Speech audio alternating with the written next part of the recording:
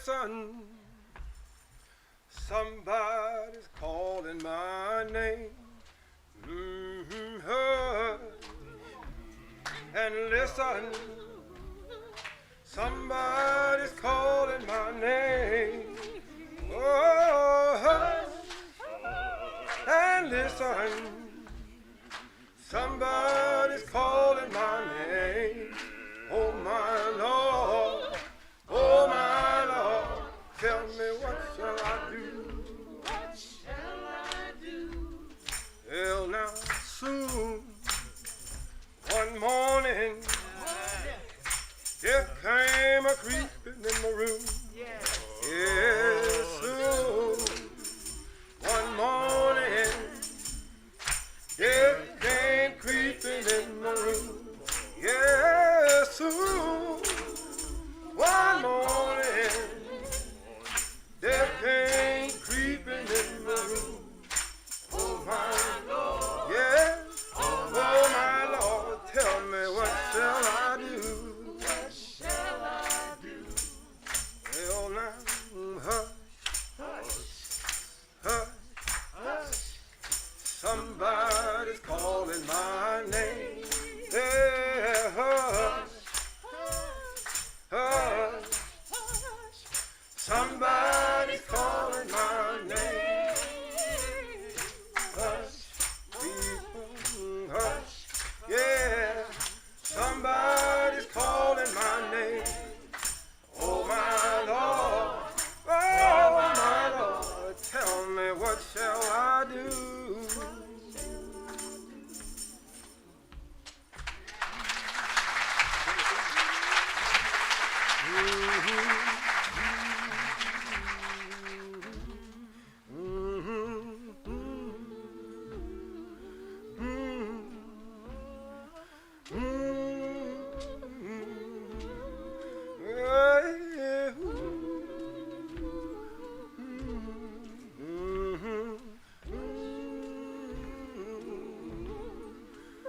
My Lord, tell me what shall I do?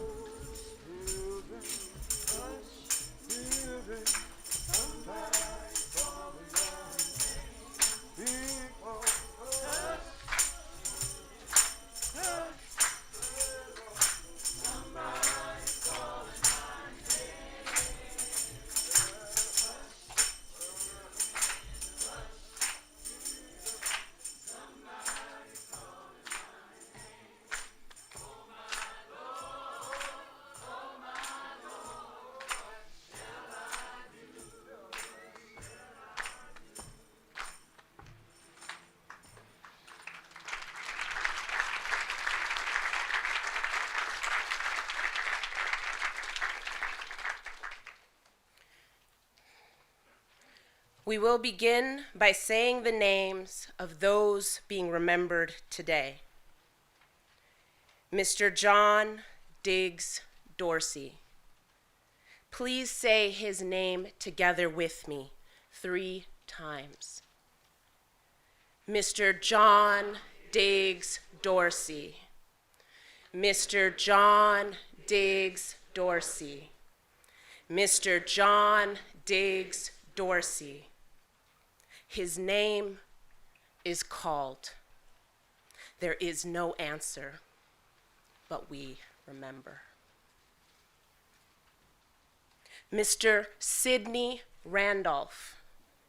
Please say his name together with me 3 times. Mr. Sidney Randolph. Mr. Sidney Randolph. Mr. Sidney Randolph. His name is called. There is no answer, but we remember.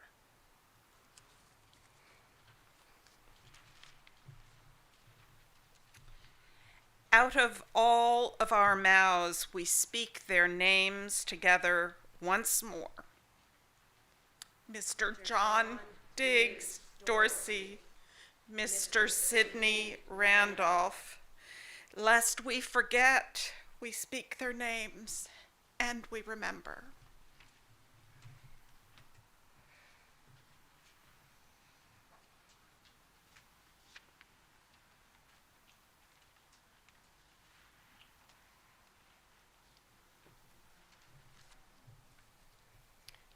I am Leslie Young, and I serve on the steering committee of the Montgomery County Lynching Memorial Project, or MoCoLMP. I welcome you into this time of remembrance. We are grateful to each of you for being here and for your willingness to reflect on this painful history, so that we all might remain present at this sacred event. We ask you to take a moment to just silence your cell phones.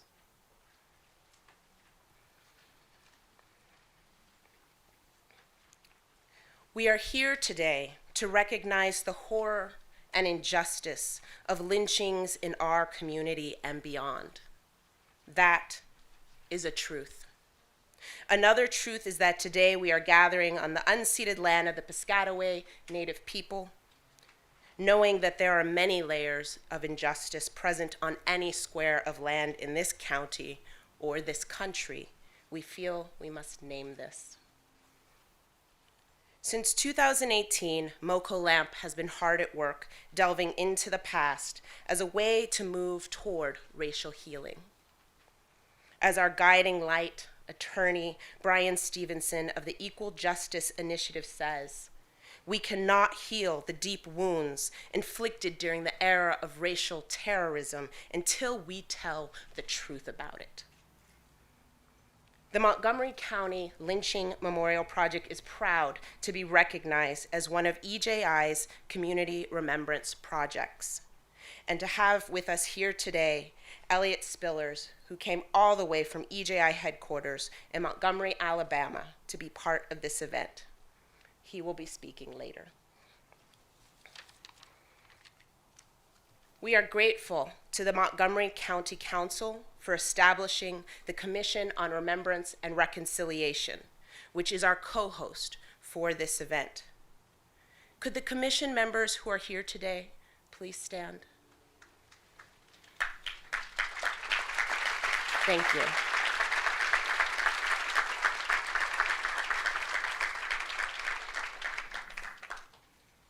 And we are grateful to Montgomery history, peerless Rockville, the city of Rockville, Montgomery College, and so many organizations and individuals who are our partners, including our many volunteers. Could the mayor of Rockville, Bridget Newton, and other elected officials of Rockville and Montgomery County please stand?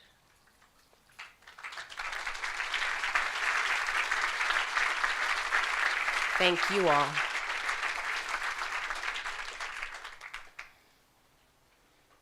I'd like to introduce Reverend Alexa Frazier, who serves with me in the leadership of MoCoLMP and is on the Commission on Remembrance and Reconciliation.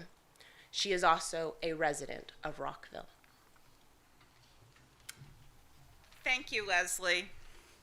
I want to add a few more words of appreciation to Clinton African Methodist Episcopal Zion Church, Jerusalem Mount Pleasant United Methodist Church, and Mount Calvary Baptist Church, and of course to the Jubilee Voices for the beautiful music and also their spiritual guidance in crafting this commemoration. They welcome you to sing with them whenever they sing. Let me also say that this event would not have happened without the support of Jim Stowe. Thank you, Jim.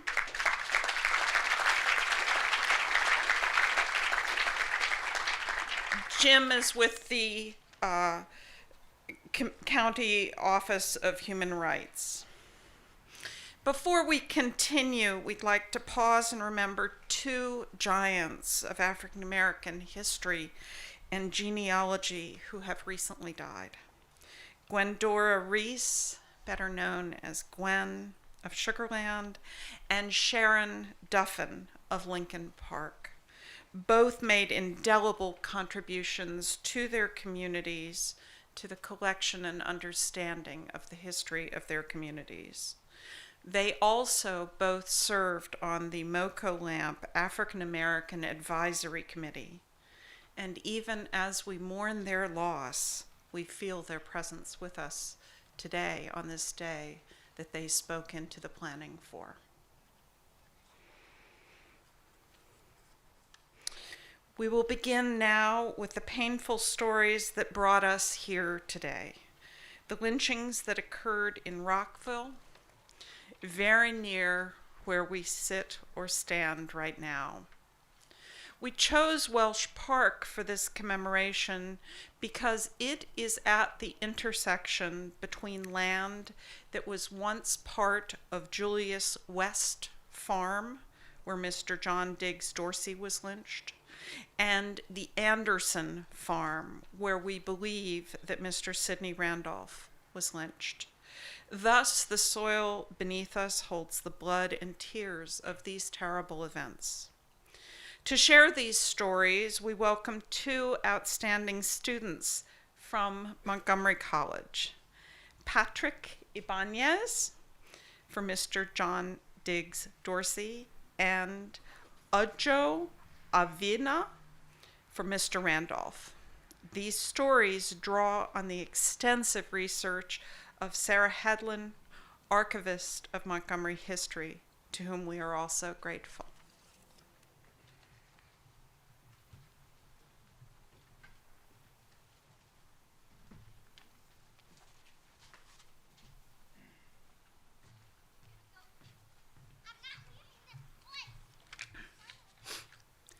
We don't really know Mr. John Diggs-Dorsey's name.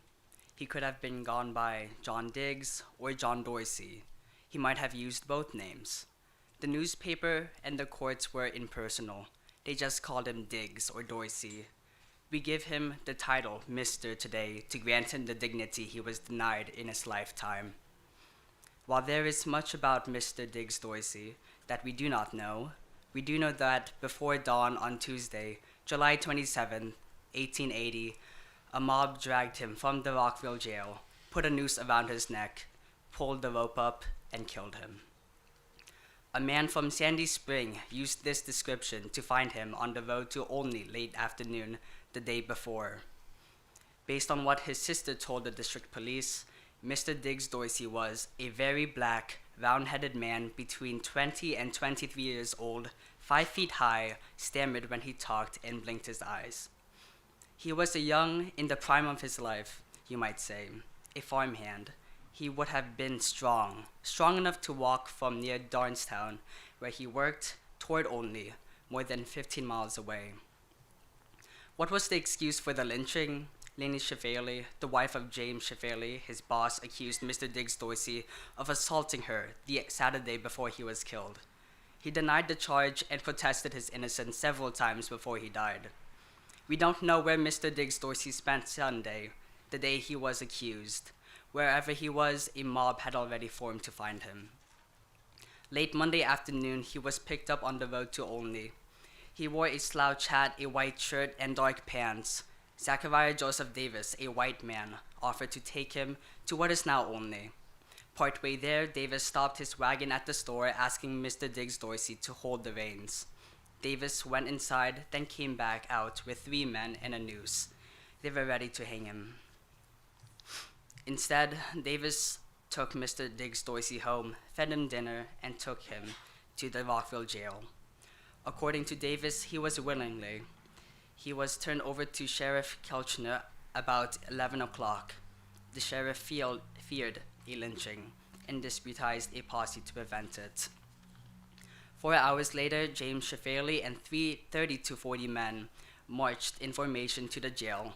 Kelchner agreed to let Shefali in, but no one else. There was not enough. The mob stormed the jail.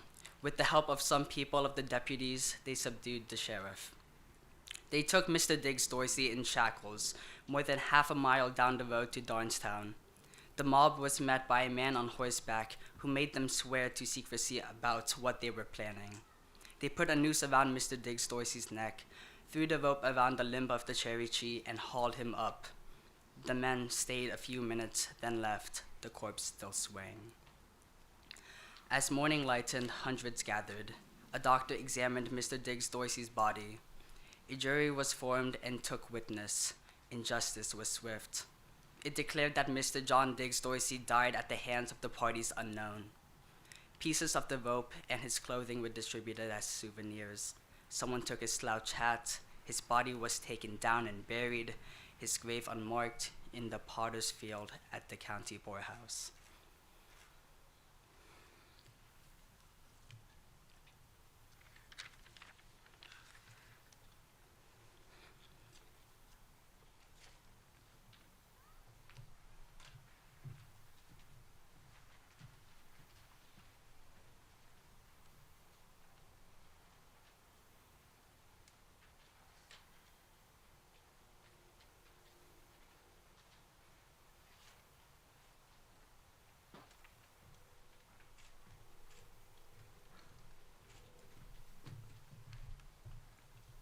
Mr. Sidney Randolph was a long way from home as he walked along what is now Muddy Branch Road on Monday, May 25, 1896. Born and raised in Georgia, he had come to work up north in Pennsylvania, Maryland, Virginia, and the district. He later said that he had walked up from Georgetown to Gaithersburg the day before, spending the night in a barn. Two white cousins rode up to him, pulled up their horses, and started asking questions. To a black man walking alone in a southern state, this could only mean danger. He ran. They shot him, tied him up, and took him to the Rockville jail. The cousins were part of a force of vigilantes looking for the man who took the blunt end of an axe to the Buxton family, who lived in Gaithersburg across from the Methodist Episcopal Church South. Neighbors saw a man flee from a house nearby, assumed that he was the assailant, and said that he was black. Another black man, Mr. George Neal, was also arrested for the crime and joined Mr. Sidney Randolph in the Rockville jail. 5 other men, all black, were also arrested in connection with the assault on the Buxtons. The people of Gaithersburg were convinced that the assailant had been found. Over the next few weeks, investigations were launched, both professional and amateur. No physical evidence was found to implicate anyone, but rumors abounded and falsehoods flew. No motive was found for Mr. Randolph. The Buxtons, on seeing him in person, could not confirm that he bore the axe. The Rockville sheriff, John Collier, sent both Mr. Neal and Mr. Randolph to Baltimore. The sheriff feared that they would be lynched. They returned to Rockville after June 5th, when Sadie Buxton, age 7, died of her wounds from the assault. An inquest was held into her death on June 11th and 12th. Richard Buxton now asserted that Mr. Randolph was definitely the intruder who had bludgeoned his family. He expressed none of the doubt that he had shown less than 2 weeks before. The jury freed Mr. Neal and the others. It condemned Mr. Randolph, who was to be held until a grand jury met in November. It was said that Sheriff Collier, for fear of a mob, moved Mr. Randolph from the jail to a different place each night, but not the night of July 3rd. Early the next morning, before dawn on the 4th of July, the mob came, disguised with red handkerchiefs. 20 or 30 strong, they overpowered the jailer and dragged Mr. Randolph to the street. As he fought and screamed, "Murder!" they struck him on the head to subdue him and put him in a wagon. The mob followed a circuitous route down the Darnestown Road, then to a chestnut tree at the edge of the farm on Frederick Road. Once there, Mr. Randolph fought once again, but the mob laid a noose around his neck. They tied him up, hauled him up, and held him up, choking until he died. His body hung for hours. Afterward, wagon tracks were found that led toward Gaithersburg. A coroner's jury met that day. 40 witnesses were heard from over the next 9 days, and the grand jury met in November, but no one was charged with the murder of Mr. Randolph. Like Mr. John Diggs-Dorsey, Mr. Sidney Randolph was buried, his grave unmarked in the potter's field at the country poorhouse.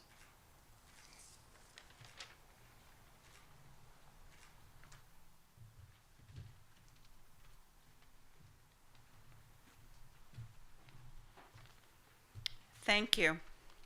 We will now present a proclamation by the Montgomery County Council. Here to read it is Council Member Hans Reamer.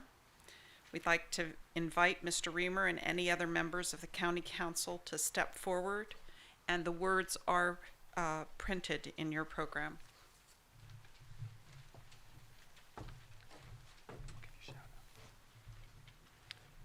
Good afternoon, everyone. I'm Hans Reamer, and I'm with the council. I'm really pleased to be here with you today on this important occasion. And I'd like to thank everyone with MoCoLMP and with the Commission on Remembrance and Reconciliation, Reverend Stowe, so many community leaders coming together on this day. I'd like to recognize my colleague, Andrew Friedson, who's here with me. We recently worked together to change the name of a few streets you might have seen driving around town that were named for J.B. Stewart and the other Confederate officer whose name is escaping me. Jubal Early, thank you. Isn't it amazing that Montgomery County had streets named for minor Confederate military officers, not a street named for Josiah Henson, one of the greatest abolitionist heroes of the 19th century, a man whose story inspired Harriet Tubman's book, Uncle Tom's Cabin, which helped create the social fervor to finally wage war and end slavery. Not a street, not a court, nothing named for Josiah Henson.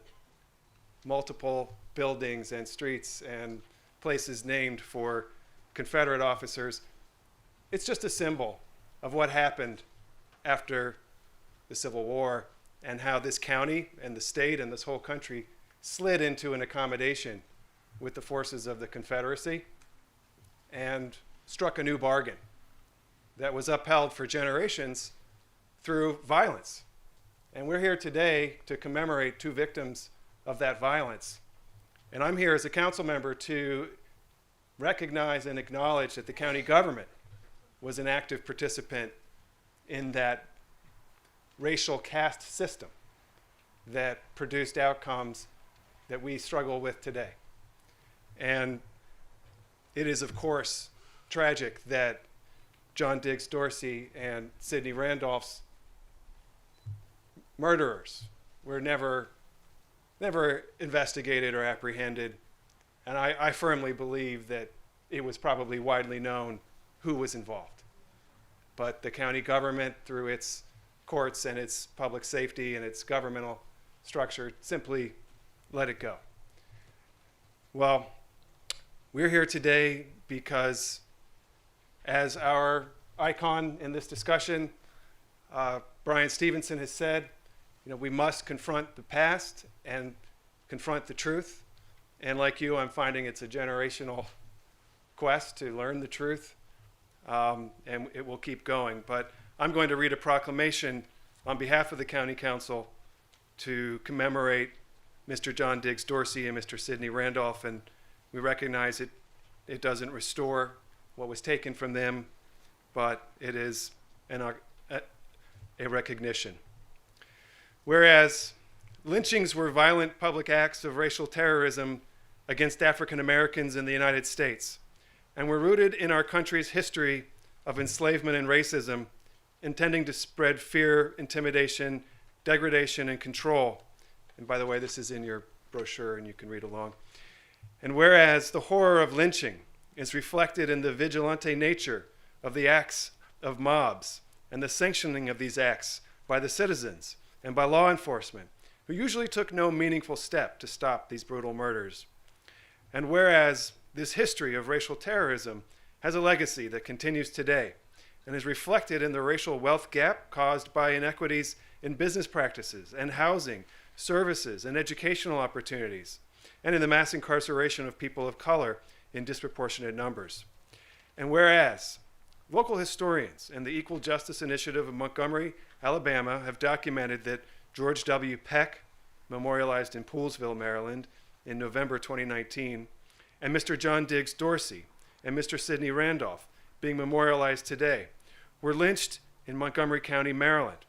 And whereas the Montgomery County Lynching Memorial Project, a local grassroots organization, and Equal Justice Initiative Community Remembrance Project, is collecting soil near the sites where Mr. John Diggs-Dorsey and Mr. Randolph were lynched to add to the collection at EJI's Legacy Museum to help Montgomery County residents understand the continuing impact of enslavement and racism to this day.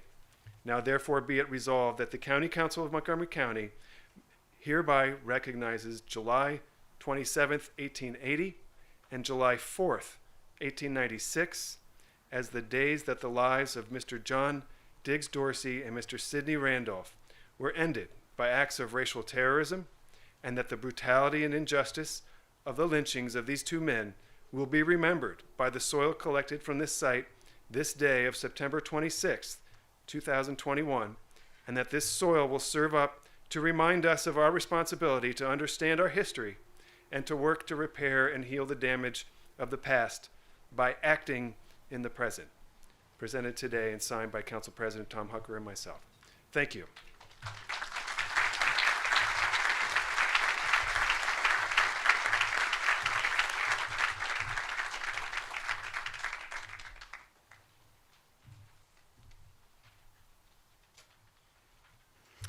I now have the honor to introduce to you the chair of the Montgomery County Commission on Remembrance and Reconciliation, Mr. Jason Green. It has really been my joy and privilege to serve with Jason on the commission. He's an attorney, an entrepreneur, and an economic development expert. His impressive resume includes being associate counsel to President Barack Obama.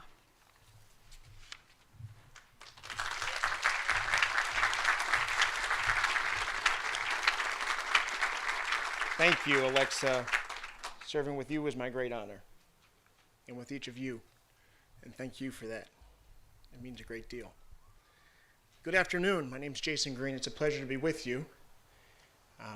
As I was reflecting on today, I realized how fortunate I am to have had the opportunity to spend a great deal of time with my grandmother. She grew up in Quince Orchard, Maryland. I grew up in Gaithersburg, Maryland. The exact same place, worlds apart. It struck me at some point to ask her if we descended from slaves. I didn't know that part of our story. And interesting enough, she told me what I imagined someone told her, that slavery didn't exist in this part of Maryland. Now, my grandmother also told me to trust but verify. And so in verifying that sentence, I did my own research with the help of Tony Cohen, a dear friend and colleague. And I was prepared for the research to reveal something like a slave story originating in perhaps Montgomery, Alabama. I was not prepared for it to originate in Montgomery County, Maryland. For it to originate here, in Rockville. For those that went on the walk this morning, if you were on the Pilgrimage Remembrance Walk this morning, raise your hand. It was a tremendous turnout. We walked this morning past where my great-great-grandfather was enslaved. But slavery didn't exist here. Not in this part of Maryland. Not in our precious Montgomery County. These are the stories we tell ourselves, and we tell each other. For a lot of reasons, I'm sure. Perhaps to make our ancestors better, perhaps to make our history better, perhaps to make ourselves feel better. But they mask a reality, and that reality has a consequence. Can you imagine people saying, but lynching didn't exist in this part of Maryland? Maybe in Montgomery, Alabama, maybe in southern Maryland, maybe in the Eastern Shore, but certainly not in Montgomery County. But yes, here, right here. And it's why we're here. because telling this story accurately matters. We're here because what happened in Montgomery County is an abrogation of justice. Mr. Diggs-Dorsey, Mr. Randolph weren't just denied their rights to a trial.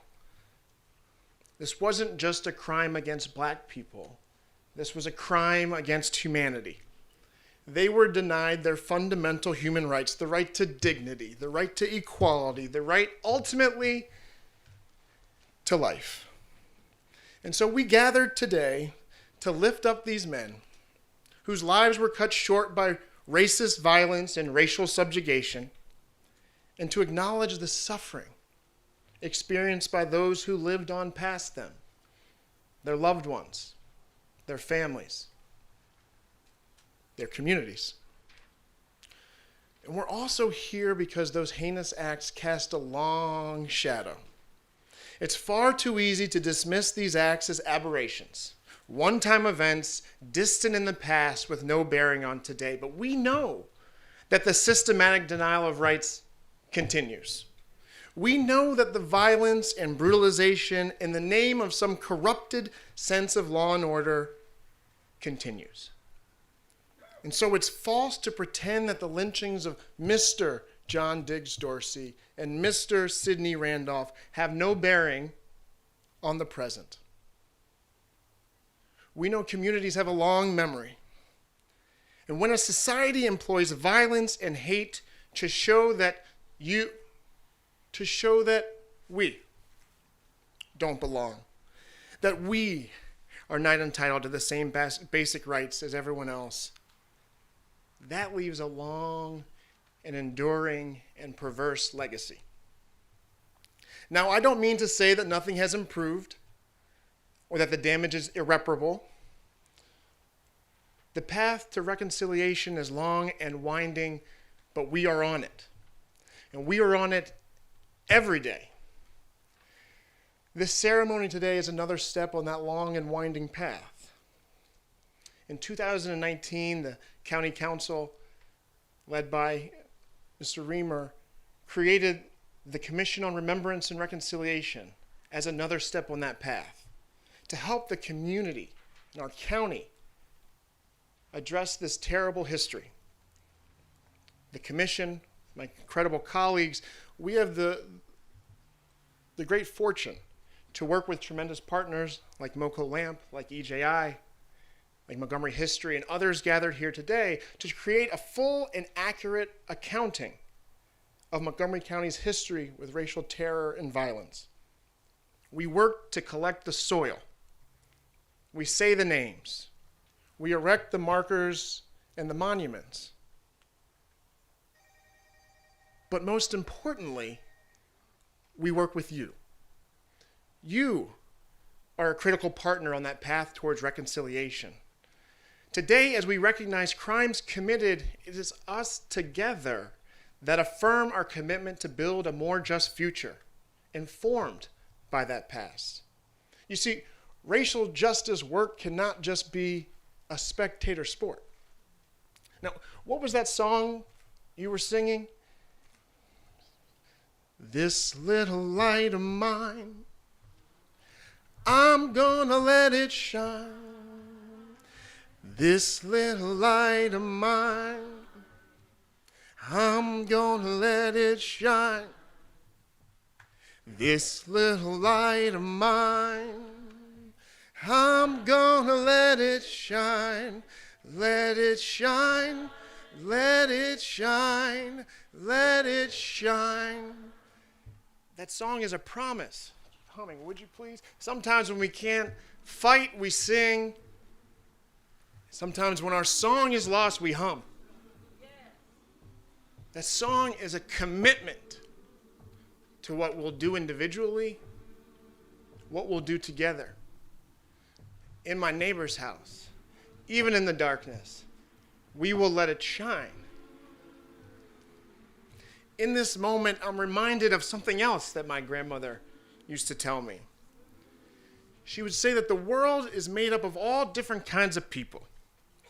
So surround yourself with those who are willing to look around their community, see a need, and take action. Because those are the doers, and doers do. Well, my friends, I feel so fortunate to surround myself with those who find themselves on that side of the line. You are the doers. And now is the critical moment as we face this racial reckoning together, that we be reminded of who we are as a community. There's an important story to be told. There's important work to be done. And you are the ones to do it.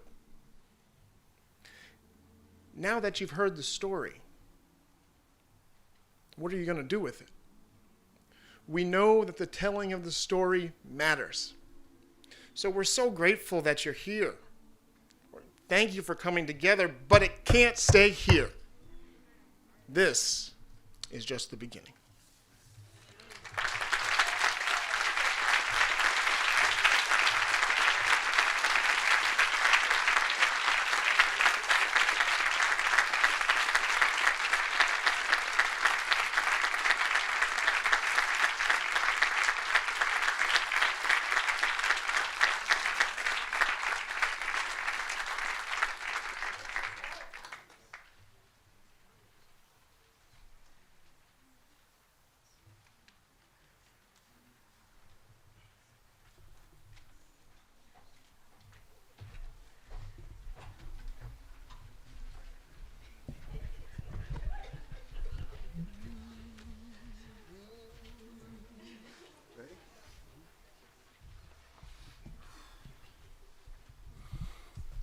Over my head, I see trouble in the air. Over my head, I see trouble in the air. Over my head, I see trouble in the air. There must be a God somewhere. Over my head, I hear music in the air. Over my head, I hear music in the air. Over my head, I hear music in the air. There must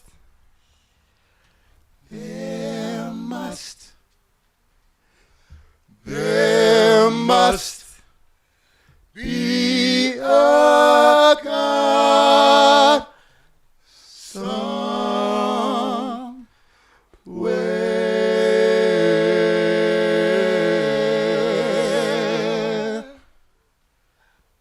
There must be a God somewhere.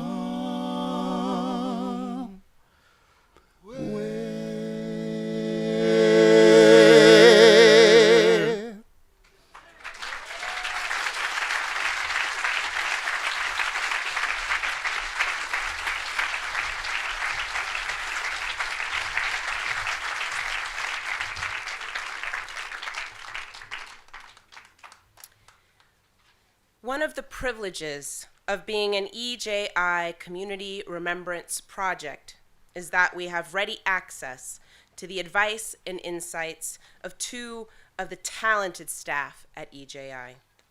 Brianna Briley Lampkin, Project Manager, and Elliot Spillers, Justice Fellow. Whenever we struggle with how best to proceed or simply need reassurance that we've gotten it right, Bree and Elliot are there to brainstorm with us and offer their guidance and experience. Today, I am pleased to introduce Elliot Spillers. This is his second time attending a MoCoLMP soil collection ceremony, the first being in Poolsville in 2019 to honor Mr. George Peck.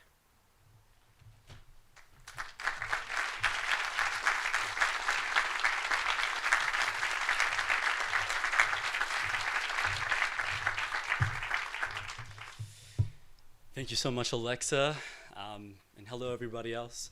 Wow, we're at church today.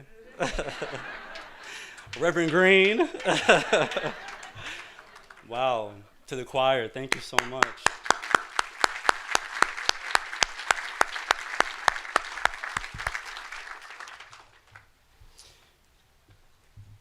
Today's a beautiful day.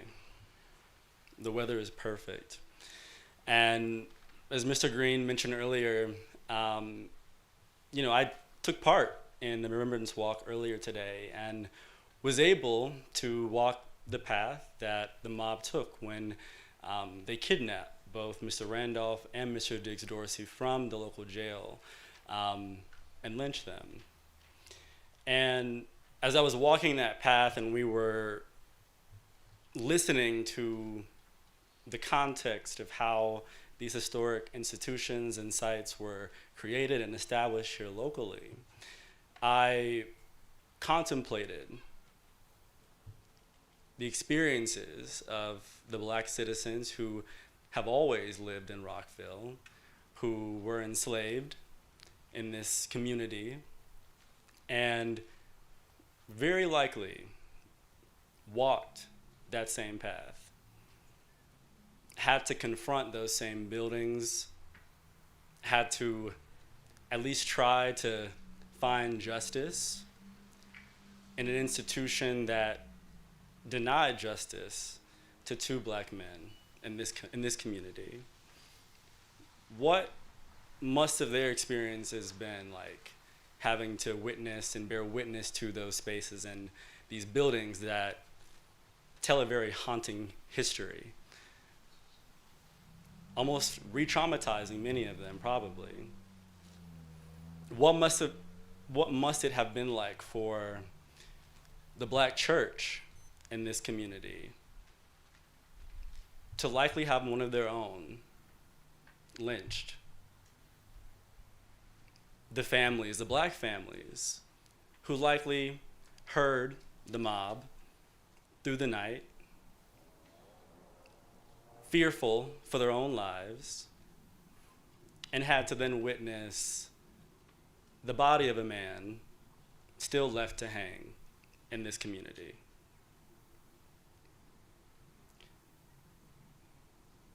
Today, we are taking part in an opportunity to forge a new era of truth and justice, not just for Montgomery County, but for Maryland and the entire country as a whole.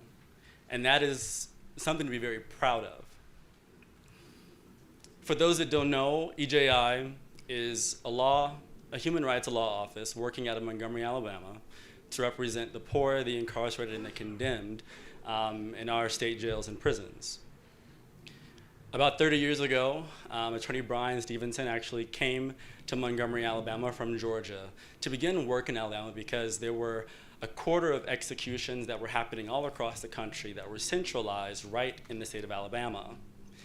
And this was a human rights crisis that called Attorney Stevenson to come to Montgomery to represent people who were on death row and to give them adequate legal counsel, many of our clients could not afford to have the right to a sound and a reliable defense attorney.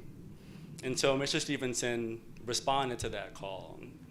And if you've heard him speak, many times on whether it's his TED Talk or some other speech he's giving, he always talks about the power of proximity.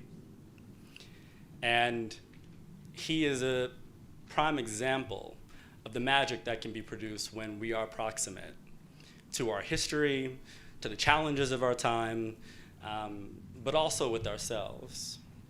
And I think that today, going on that walk was a moment for me to be proximate with myself, but also this community that I'm not a part of, but has a history that does link back to me, and does link back to Montgomery County, Alabama, and does link back to the history of racial injustice and violence in this country. After 30 years of working to expose and challenge racial and economic bias in the criminal justice system, EJI found it necessary and crucial to begin a conversation talking about the way and challenging the way that we think and talk about race and the history of our racial and economic identity in this country.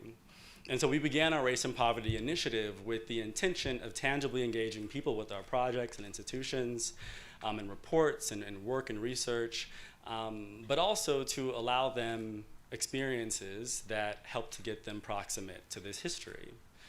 And so our soil collection project comes under that umbrella of our Community Remembrance Project and our Race and Poverty Initiative. And if you've heard Mr. Stevenson speak about our soil collection project, he talks about how in the soil is the blood of those who labor through the indignation of slavery.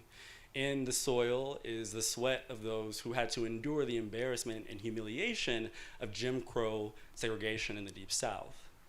But also in the soil is the opportunity for new life, the opportunity for growth. And our soil collection experience allows people to understand the circumstances of the individuals who were lynched in the community. In 2018, we opened up the National Memorial for Peace and Justice and the Legacy Museum from Enslavement to Mass Incarceration. Both of those sites are narrative sites that allow people to understand and confront and connect with this broader history of racial and economic injustice in our country. The Legacy Museum features many interactive components and content, and our memorial is an outdoor space. And it actually has 800 columns that suspend.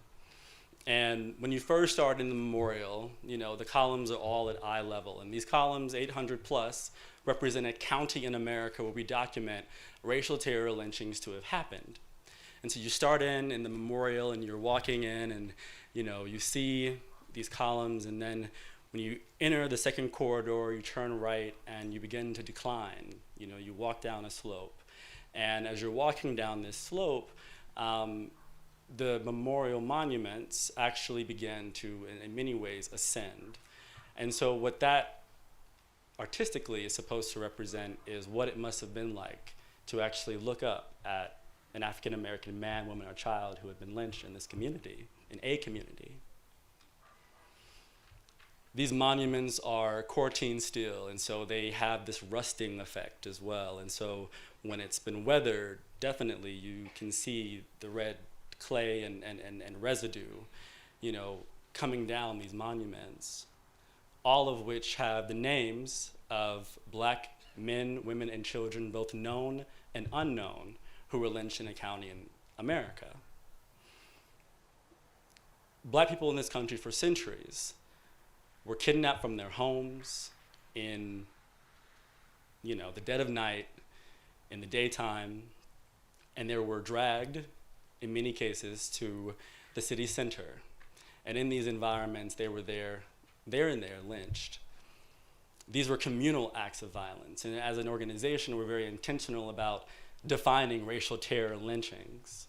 And we define racial terror lynchings as the intentional killing of an African-American man, woman, or child that includes by means of hanging, drowning, poisoning, burning, mutilation, and other acts of racial violence that leads to killing at the hands of 3 or more white individuals, but with the intention of not just terrorizing the individuals, but the entire Black community as a whole. It wasn't just enough to lynch an individual in the county in the county center or on the grounds of the courthouse lawn.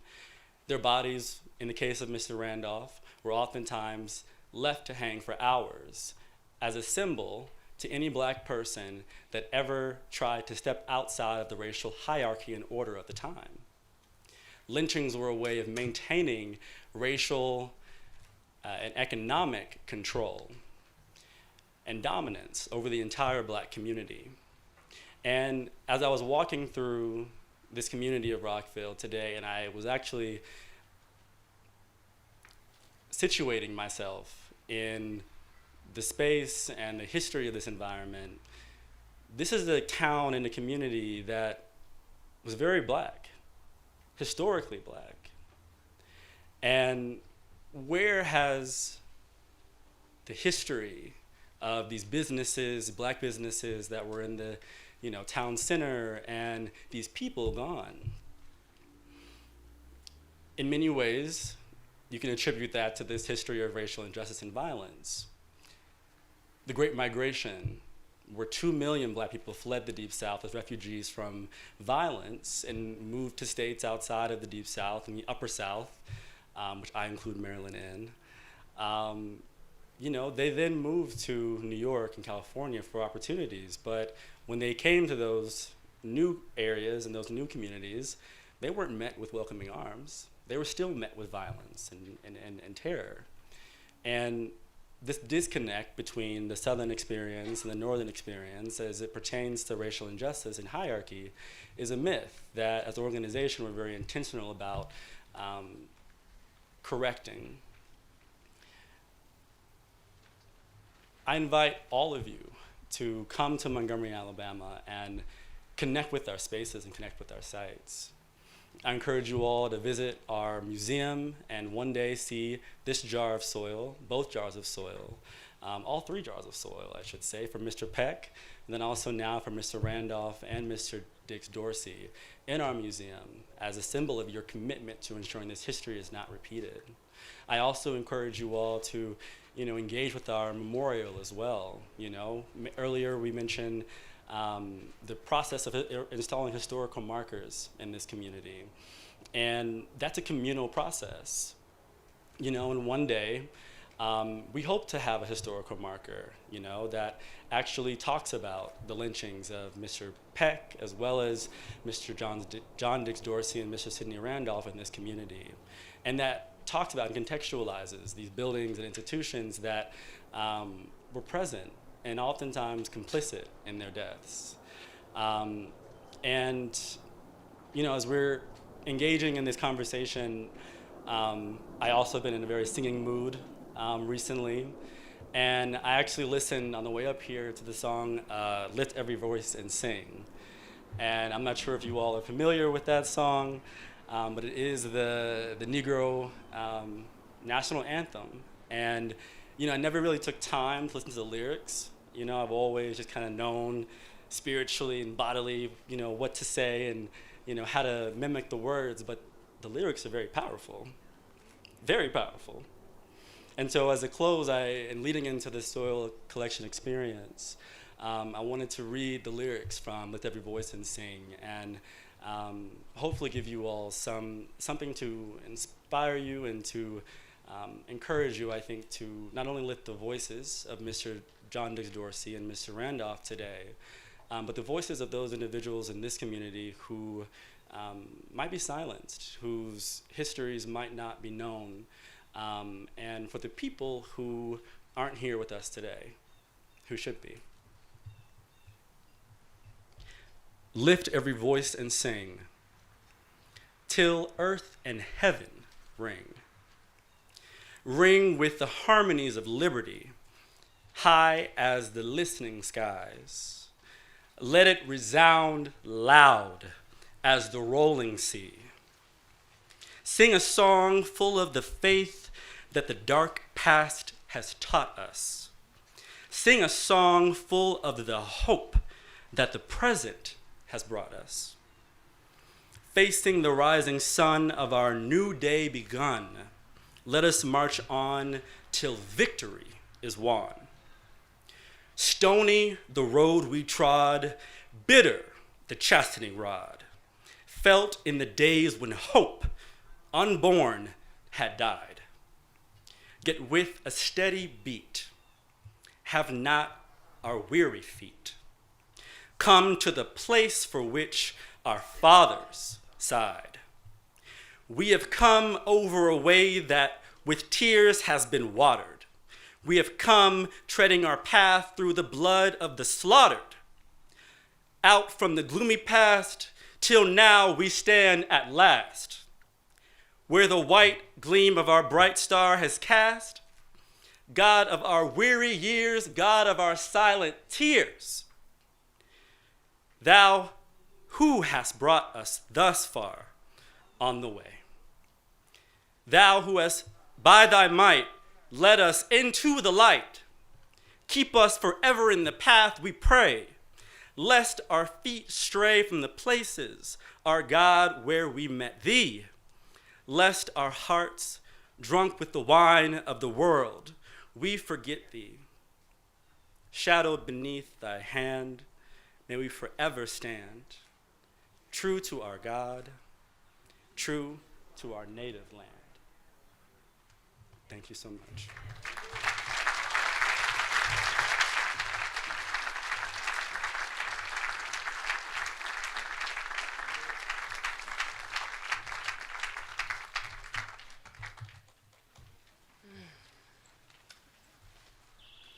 So good. Thank you. Thank you. Now is the time when we invite you to help fill the jars of soil. We have combined the soil collected here at Welsh Park with soil gathered near the sites where Mr. Diggs-Dorsey and Mr. Randolph were lynched and buried. 1 jar for each man will be held at EJI's Legacy Museum, along with jars of soil from other counties where lynchings occurred.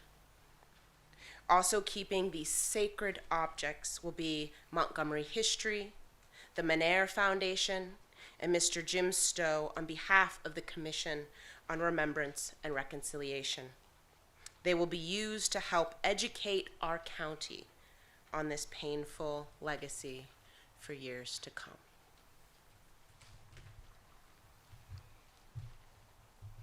One of the commitments of MoCoLMP is to involve youth, people coming up, the next generation on whom we rely. Not to say that it's not our job too. So we have a group of youth, thank you very much, who will be carrying the jars in silent and respectful procession. This is a solemn moment. Please join them, follow them, and you will go to one of the pre-dug areas to scoop some soil into a jar. For those who may find it difficult to get down on the ground, we have provided a raised site also for collection. If the jars should fill before you have had a chance to add some soil, we invite you to place a hand on the jar for a brief moment. Our ceremony today will conclude with words from Pastor Alice Walker Johnson of Clinton AME Zion Church. So we will be in silence from the time that we leave this space to move towards the soil collection area. After the soil is collected and everybody has had a chance to either put a bit of soil into a jar or to touch it, the jars will be carried by our wonderful volunteers north, south, east, and west to signal the hope for racial equality, justice, and reconciliation. As I said, please hold a time of silence until all have left the soil site. Could our jar carriers please lead us on our way? And Joe and Patrick, could you be in the front of the procession?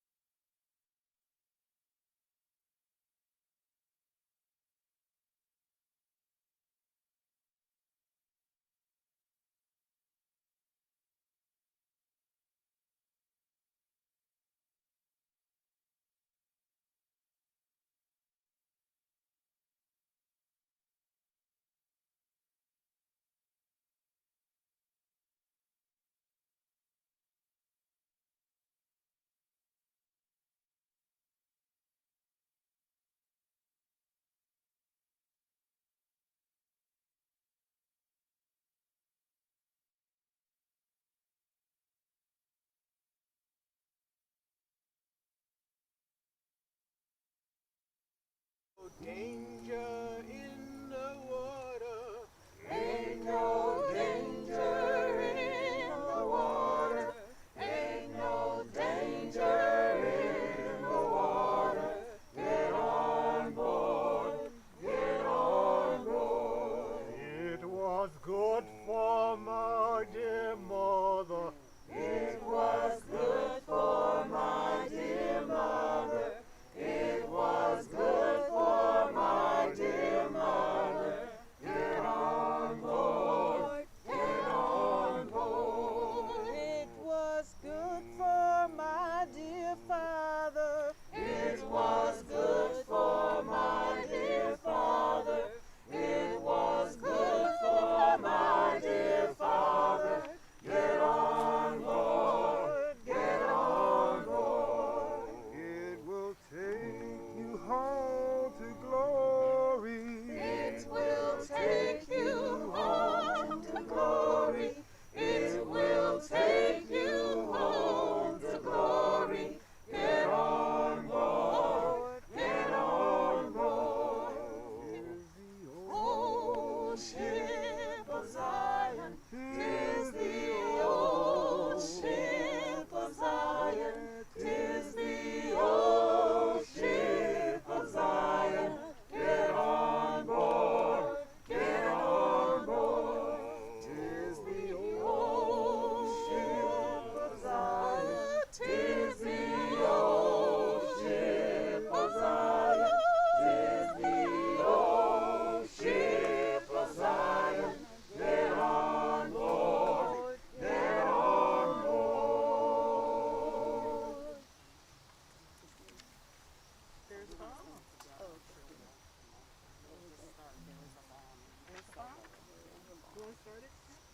There is a balm in Gilead to make the wounded whole.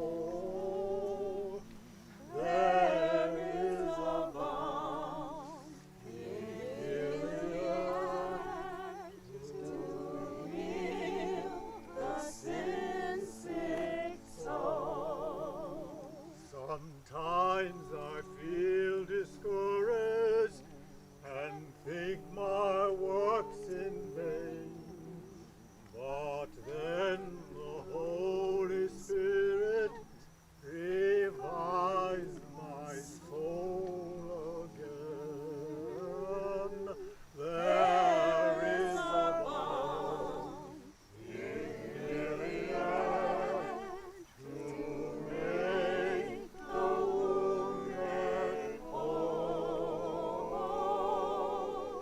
There is a balm in Gilead to heal the sin-sick soul. If you cannot preach like Peter, if you cannot pray like Paul, you can tell the love of Jesus who died to save us all. There is a balm in Gilead to make the wounded whole. There is a balm in Gilead to heal the sin-sick soul.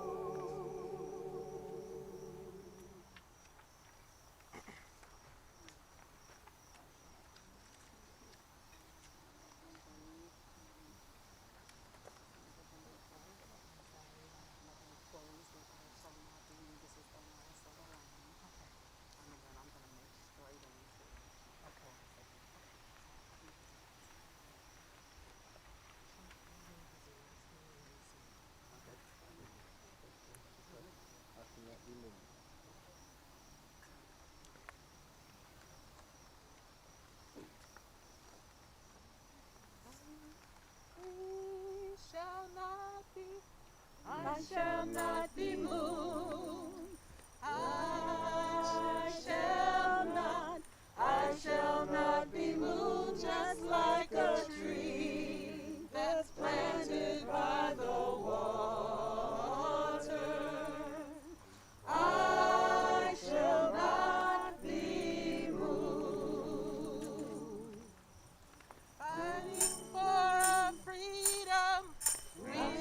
not be moved.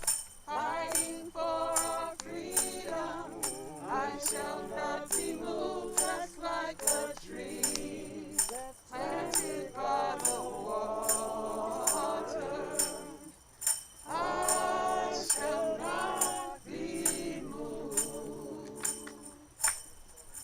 When my cross is heavy, I shall not be moved. If my cross is heavy, I shall not be moved. Just like a tree planted by the water, I shall not be moved. Church of God is marching, I shall not be moved. Church of God is marching, I shall not be moved. Just like a tree that's planted by the water, I shall not be moved. Jesus is our captain, I shall not be moved. Jesus is our captain, I shall not be moved. Just like a tree that's planted by the water, I shall not be moved. Fighting sin and Satan, I shall not be moved. Fighting sin and Satan, I shall not be moved. Just like a tree that's planted by the water, I shall not be moved. I shall not be moved. I shall not be moved. Just like a tree planted by the water, I shall not be moved. So we're ready for if you want to do a soil collection, please do it now. Please do it right now. The silence is not going to hurt them. If you go around, just want to go around and allow yourself to collect soil. Amen. Amen.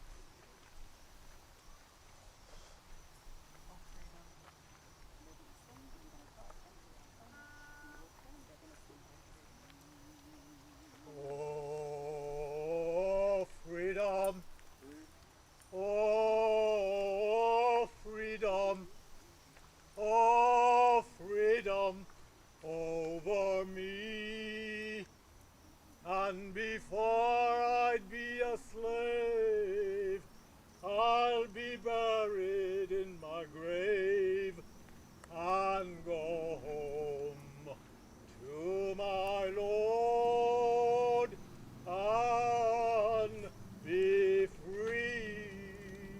No more moaning. No more moaning. Children, No more moaning.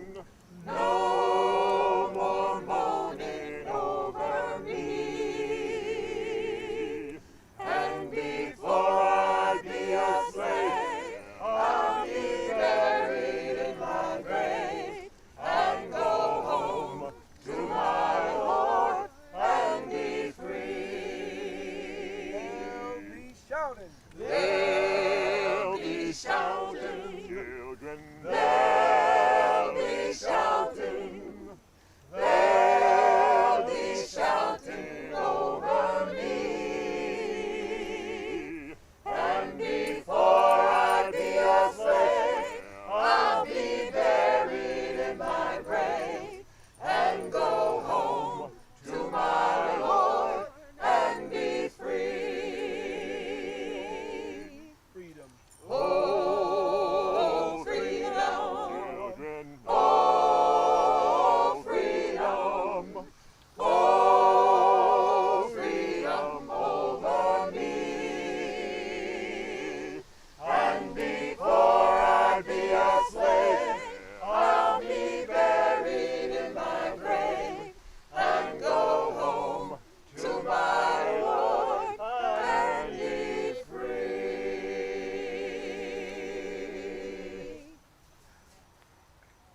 Oh, freedom. Freedom over me.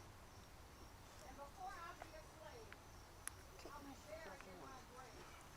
And go home to my Lord and be free. We end the way we began. We heard it in the streets the last couple of years. Say his name. Say her name. And so today, we're here on sacred soil, speaking the name Mr. John Dorsey Diggs. Certainly, if I can say the name of Alton Brown, if I can say the name of Michael Brown, if I can say the name of George Floyd, I can say the name of John Dorsey Diggs. Open your mouth and say his name. Mr. John Dorsey Diggs. There was certainly no silence then, but we paused for the Spirit to speak. We allow ourselves a moment of silence to honor as we stand. Somebody said, Pastor, where are your shoes? I'm on sacred ground. Hold on. I'm on holy ground. Yes. Say his name. Mr. Sidney Randolph. Mr. Out of your mouth. Sidney Randolph. Mr. Sidney Randolph. We close, yet as we open, not hearing an audible response from these brothers, but they are speaking today. They are speaking through your presence. They are speaking in soil collected from sacred ground. They are speaking for themselves and the countless others whose voices were stilled by violence and hatred, inequality. But you know, today, I believe this, that even as they speak from the soil, you and I must take from the soil, not just a jar that will sit in a museum, yes, to educate, but from the soil of our souls, from the soil of our hearts. We must take from this place a new resolve, not just to remember, that is part of resistance, but resistance also requires me to do more than remember. Resistance says that I must speak the truth to power wherever injustice occurs. Resistance says that I must show myself one who is serious about equality, about justice, about racial reconciliation. One who says that even as we gather today, white and black and red and yellow and brown, that this can't be the only time we gather. That we must find a way to gather together. So as we leave this sacred place, we leave not celebrating, for surely we are here to remember. We leave not chit-chatting about what a great program it is, but reflecting on the weight, not just of the soil that is in a jar, but the weight of the soil that is in our hearts and in our souls as we speak names that long ago were cut off way too soon, without justice, without equality, without even a chance to be treated equally under the law. We leave here today feeling the weight that we're not just speaking about history from yesterday, but we also bear the stain and the mark of injustice and equality right now. And we must feel that weight, and we must carry it. The students are carrying the soil. They're doing it for you, and they're doing it for me, reminding us that we've been on holy ground, that this is sacred space, reminding us that we bear a sacred weight as we leave here, reminding us that the weight of racial equality, reconciliation, justice, and peace in America does not rest on generations that have passed. They are part of the great cloud of witnesses. Not for Mr. Dorsey Diggs, not for Mr. Randolph. The weight is on us. As we leave here, I pray that you leave here in silence, that you'll let that weight sit on you just a little while. And then as you begin to get used to the weight, that you will get up and get busy. For surely that is the resistance, is to continue to fight. We gather together today. We'll close the way we do it at Clinton. And I was in the spirit on the Lord's day. And an angel came and took me up on a mountain high, and I looked and I saw men and women, boys and girls. They were black and white and red and yellow and brown. They were holding hands and singing praises to our God. I asked the angel, who are they? The angel said, those are the children of the Most High God. I wanted to know, well, where are they? The angel said, they're already over in heaven. I knew this thing was a vision. So I asked the angel, when is this vision of mine going to fully be true? The angel said softly, when all of God's children truly learn to love one another. Let that weight of love go with you from this sacred place. Let it be so, even as the soil has spoken and their souls are at rest. Bless you. Amen. Amen. Amen.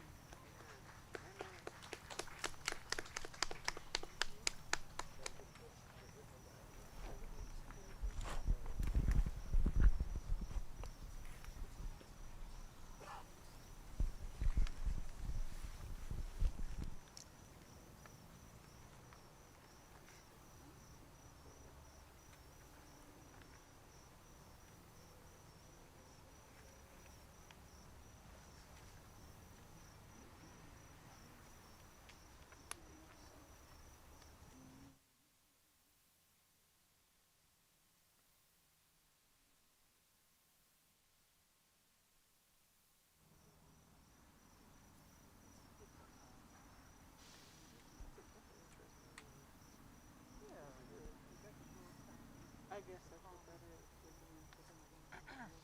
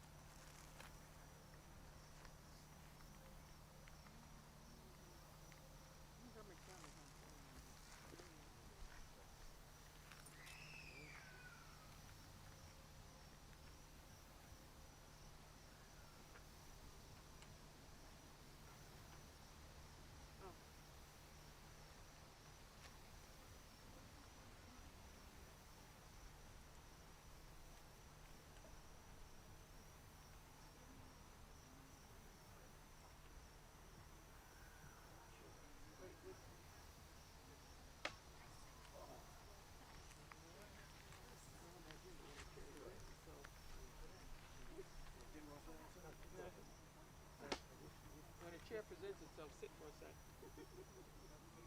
That was nice. How you doing? I'm hanging in there. Glad to have you. When I was in medical school, I used to tell people when the chair presents itself, sit. No, we don't. We run up and down all over the place. It was wonderful. Everybody was here. Thank you so much. The music is beautiful and it was suited. So, thank you. But it got so... I want to leave. But it went to the top. I want to leave before my crew came. They could decide something wrong with old boy. That's embarrassing. Everybody's running and pulling in front of everybody. Look at the old boy. Are these your microphones? No. No, those. Yeah. Oh.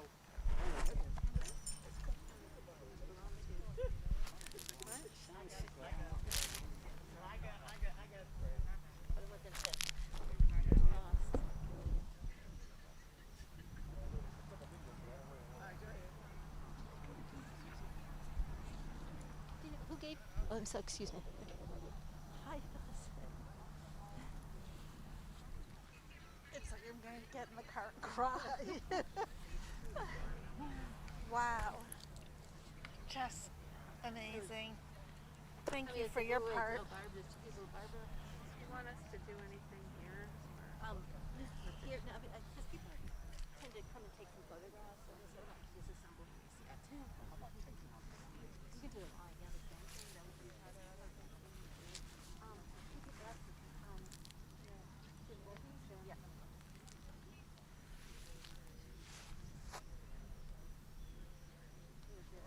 Oh my God, it was.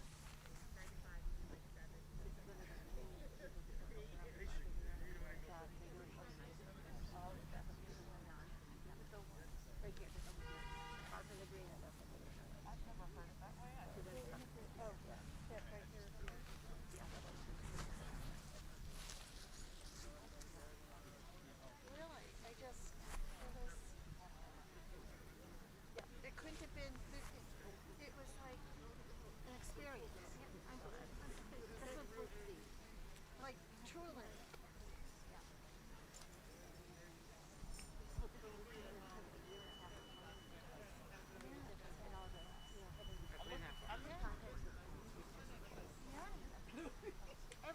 It shows. It shows.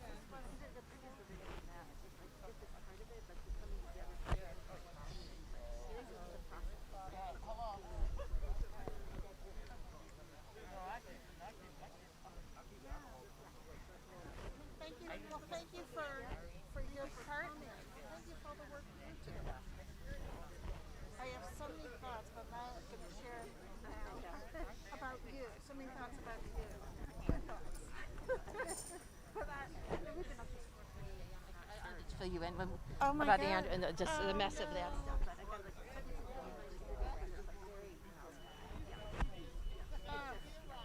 God. I just ate up. You want me to help? No, it's okay. We got to go to your Okay, all right. Okay. I hope. one too. I think they might be the recording people. On a personal note, Yeah. yeah, I'm going to have black Jewish grandchildren, it looks like. Good luck to them. She's getting married? No. Yes. But they talk about children. No. Okay, good. Yeah, well, good. So this is what is our history? Yeah. It's like, another generation. Like, when is